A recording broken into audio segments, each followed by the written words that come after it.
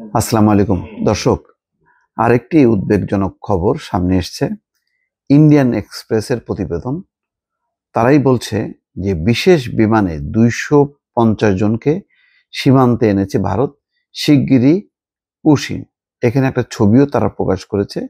ভারতীয় বিমান বাহিনীর বিশেষ উড়োজাহাজে করে আটক ব্যক্তিদের সীমান্ত এলাকায় আনা হয়েছে। তার মানে কতখানি গুরুত্বপূর্ণ যে গুজরাট থেকে বিমানে করে নিয়ে আসছে কলকাতায়। এখান থেকেই বিভিন্ন সীমান্তে পুশ করছে তারা নিয়মিতভাবে।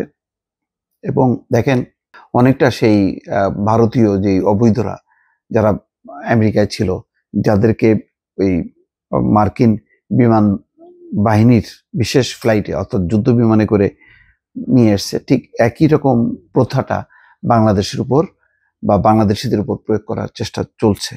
ভারতের গুজরাট রাজ্য থেকে প্রায় 250 জনের বেশি কথিত অবৈধ বাংলাদেশি অভিবাসীকে গত বৃহস্পতিবার কঠোর নিরাপত্তার মধ্যে ভারতীয় বিমান বাহিনীর বিশেষ ফ্লাইটে করে সীমান্তে নেওয়া হয়েছে।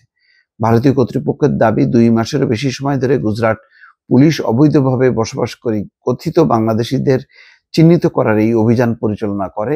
এরপর তাদের ফেরত পাঠানোর প্রক্রিয়া শুরু হয়েছে। এখনো কিন্তু বাংলাদেশ এটা স্বীকৃতি দেয়নি। যাদেরকে ফেরত পাঠাচ্ছে তাদেরকে বলছে না বাংলাদেশ যে হ্যাঁ, এরা বাংলাদেশি, সীমান্ত অতিক্রম করে তারা ওই পারে গেছে। অর্থাৎ জোর করে এক ধরনের পুশিং চলছে অব্যাহতভাবে। এইটা কিন্তু ঠেকানো যায়নি। গত পরশুদিনও যদি দেখেন, বিভিন্ন সীমান্ত দিয়ে 10 জন, 20 জন, 50 জন করে কিন্তু পুশ করতেছে। এবং এই যে 250 জনকে আনা হয়েছে, তাদেরকে ভাগ করা হবে, বিভিন্ন সীমান্তে পাঠিয়ে দেওয়া হবে। তারপর রাতের আধারে বিএসএফ তাদেরকে পুশিং করবে। এই পুশিংয়ের ব্যাপারটা এখনো পর্যন্ত বাংলাদেশ কিন্তু ঠেকাতে পারেনি। কার্যকর কোনো আলোচনা করা বা এটা যে একটা গুরুতর সমস্যা, ভারত যদি ইচ্ছা করে তাদের মানে শত শত মানুষ, হাজার হাজার মানুষকে তারা এইভাবে, যারা ছিন্নমূল দরিদ্র, তারা কিন্তু ঢোকাবে। তো এইটা যে এই যে বাংলাদেশ হজম করতেছে, এটা ভবিষ্যতে কিন্তু একটা বড় ধরনের বিস্ফোরণ হয়ে দাঁড়াবে। তখন আন্তর্জাতিক সম্প্রদায় বলবে যে তোমাদের এখানে যে এইভাবে পুশিং হচ্ছে, তো এটা তো তোমরা মেনে নিছো, তোমরা তো প্রতিবাদ জানাওনি। তো বাংলাদেশ কেন এটি আন্তর্জাতিক কোনো ফোরামে প্রতিবাদ করছে না বা এই ইস্যুটা উত্থাপন করছে না, এটা কিন্তু বোঝা যাচ্ছে না। এখানে আমি পরিষ্কারভাবে বলবো যে পররাষ্ট্র মন্ত্রণালয়ের ব্যর্থতা। পররাষ্ট্র মন্ত্রণালয় প্রতিবাদ করছে, বলছে যে এটা গ্রহণযোগ্য না। কিন্তু গ্রহণযোগ্য না এটা বলছে, কিন্তু তারা তো করে যাচ্ছে। তার উপায় কি? উপায় হচ্ছে আন্তর্জাতিক অঙ্গনে এটি উপস্থাপন করা, কিন্তু সেই কাজটা কিন্তু করা হচ্ছে না।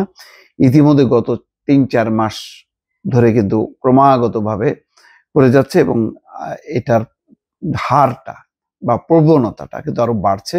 তার একটা ছবি দিয়ে ইন্ডিয়ান এক্সপ্রেসই বলছে যে 250 জনের বেশি তাদেরকে সীমান্ত এলাকায় পাঠানো হচ্ছে।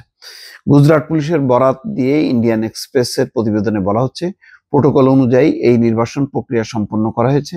এর অংশ হিসেবে আটককৃতদের বাংলাদেশের সীমান্তবর্তী রাজ্যগুলোতে বিএসএফ এর কাছে হস্তান্তর করা হয়েছে। সেখান থেকে যথাযথ প্রক্রিয়া অনুসরণ করে তাদের ফেরত পাঠানো হবে। কোনো যথাযথ প্রক্রিয়া না, ফেরত পাঠানো হচ্ছে রাতের অন্ধকারে জোর করে, যেটা বাংলাদেশের কর্তৃপক্ষ এটা মানছে না, কিন্তু হজম করে যাচ্ছে অনেকটা বাধ্য হয়ে।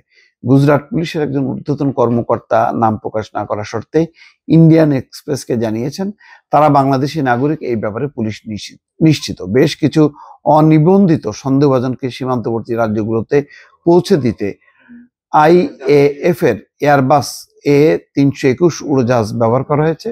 এই সীমান্ত রাজ্যগুলো থেকে বিএসএফ স্থল সীমান্ত দিয়ে তাদের নিজ দেশে ফেরত পাঠানোর ব্যবস্থা করবে। গুজরাটের এটিএস এর কড়া নিরাপত্তায় এই কথিত বাংলাদেশি নাগরিকদের ভাদোদরা বিমান ঘাঁটিতে আনা হয় এবং বিশেষ বিমানে তোলা হয়।